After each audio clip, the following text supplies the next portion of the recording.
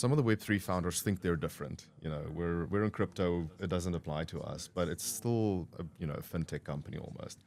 So with all the founders that you've worked with over the years, what have been some of the mistakes you see them making? What are the things they don't consider early on they should be thinking about?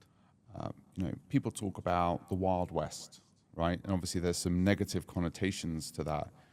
But at the beginning of fintech, things were very unclear. A lot of businesses and founders imagined or believed that they were running a technology business rather than a financial services business. So that was a common theme. I don't want to say it's a mistake, right? Because you come to a space with the knowledge that you have and you do your best. But that was certainly something in the early days of fintech where the law and the regulations were not really designed and hadn't anticipated the new business models that the technology enabled. And so because the business models were technology enabled, the focus was on the technology, it was very easy and understandable to view the business as a technology service and therefore not to view it as a financial services business. And so that was a sort of, as I say, constant theme. And I had, worked with a couple of businesses that were going through the realization, and in a couple of cases, I was, the part of the realization. By the way, guys, this is actually a financial services business as well as a technology business, and sometimes a bit of a painful pivot of the business to being, less like a tech startup and more like a bank, which wasn't always a lot of fun for everybody who signed up to join a tech startup. And the same I was saying about the early days of crypto. There wasn't really certainly look at Bitcoin, which is of course the prototype, the ideal that everyone still has in their mind. It wasn't obvious that there were at that time any sort of major legal concerns or certainly any regulatory concerns.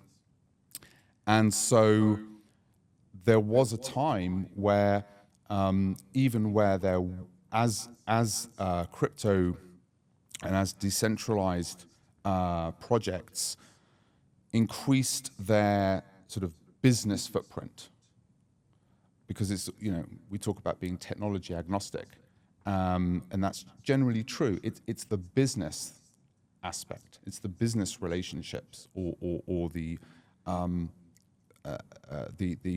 personal relationships between people, between companies. Those are the ones that create the legal and regulatory issues, not the technology itself. And so in those early days, even as they increased that sort of business footprint or social footprint, so you had Bitcoin, then you had obviously a couple of other iterations, then you had Ethereum, there was an ICO. Of course, it was arguable at that time, people did argue, was that a securities offering? Were there certain contractual legal issues that would have existed between people who participated in the ICO? Then you had the Ethereum Foundation.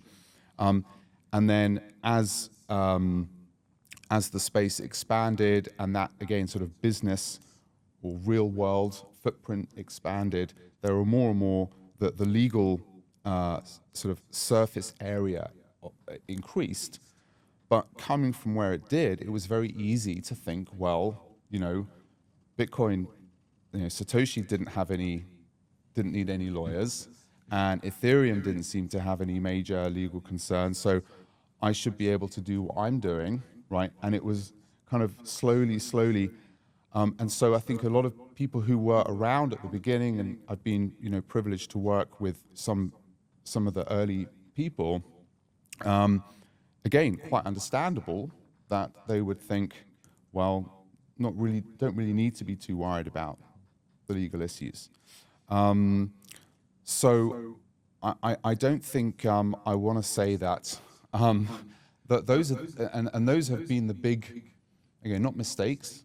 I don't want to say the mistakes because it's an evolving situation, but those have been that's been the major cause, I think, of some difficulties and friction,